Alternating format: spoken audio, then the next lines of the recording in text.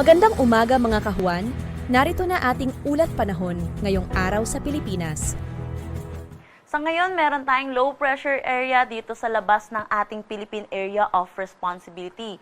Ito'y huling namataan sa layong 430 kilometers northwest ng Pag-asa Island. Mababa naman po yung tsansa nito na maging isang ganap na bagyo at wala rin direktang epekto sa anumang parte ng ating bansa. Samantala, meron tayong tatlong weather system na nakakaapekto dito sa ating bansa. Una na dito ang shear line. Kung makikita natin, tumaas yung axis ng ating shear line which is yung salubungan ng mainit at malamig na hangin. Dahil po dito, yung northeast monsoon natin or yung hanging amihan ay humina at wala pong naging epekto sa anumang parte ng ating bansa. Sa ngayon, itong shear line po natin ay nakakaapekto dito sa may extreme northern Luzon.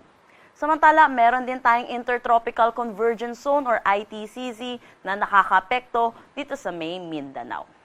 Samantala, meron tayong easterlies din na nakakaapekto naman dito sa may Metro Manila at malaking bahagi ng ating bansa. Para sa magiging panahon natin ngayong araw, kung makikita natin, makakaranas ng mga pag-ulan dulot ng shear line dito sa may Batanes at Babuyan Islands. Inaasahan din natin makakaranas din ng mga pag-ulan dito sa may Bicol Region at Romblon, dulot naman ito ng easterlies. Para naman sa Metro Manila at nalalabing bahagi ng Luzon, inaasahan po natin maaliwalas na panahon naman ang ating aasahan, pero asahan din po natin magiging mainit at malinsangan ang ating tanghali hanggang hapon na may tsansa ng mga localized thunderstorm pagdating sa hapon at sa gabi. Kaya ugaliin po i-check ang Pag-asa social media pages para sa nilalabas na thunderstorm advisory. Agwat ng temperatura for Metro Manila 24 to 32 degrees Celsius, Lawag 24 to 30 degrees Celsius. Asahan natin sa Tugigaraw ang 22 to 31 degrees Celsius, Baguio 15 to 25 degrees Celsius. For Tagaytay, asahan natin 21 to 30 degrees Celsius at Legazpi 24 to 31 degrees Celsius.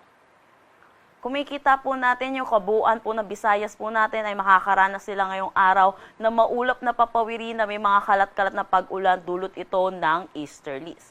Samantala, inaasahan naman natin dito sa may Caraga, Davao Region, Camiguin, Misamis Oriental at Bukidnon, makakaranas din sila ng mga kalat-kalat na pag-ulan dulot naman ito ng Intertropical Convergence Zone.